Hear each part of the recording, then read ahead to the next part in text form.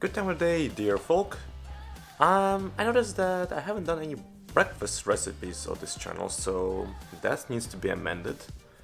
So in this video we'll be making some what I kinda call Mexican eggs, or at least my take on it. So yeah, let's get to it.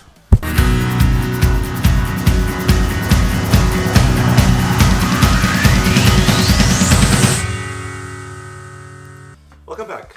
So here are the ingredients. Let me quickly show you to them. And yep. For the ingredients, we're gonna have zucchini, eggs, cheese, jalapenos, bell pepper, onions, pork belly. You can skip it if you want to. Then for spice, we have ground chili pepper, focus, cumin seeds, ground cinnamon, and ground coriander. And this is my drink. Let's do some movie magic. 1, 2, 3. Everything is chopped. And then you see this garlic. And now you see this garlic chopped. Awesome, right? The only other thing we need to use knife for is to cut open this block of passata. Next, to the stove. Turn on your stove, see when it's hot, add your olive oil, then your pork belly, fry for a bit, then you can add your vegetables. Let's do some slow-mo toasting. Yeah, baby. Here we go. Awesome. There's your spices. Come on. Get out. Fry everything together with spices for a bit. Then you can add your zucchini and your garlic. Fry that for a bit, and then for some more slow-mo tossing. Then you can add your beans and fry those up as well for a bit. Then you can add your passata. Then you season your dish with salt and pepper.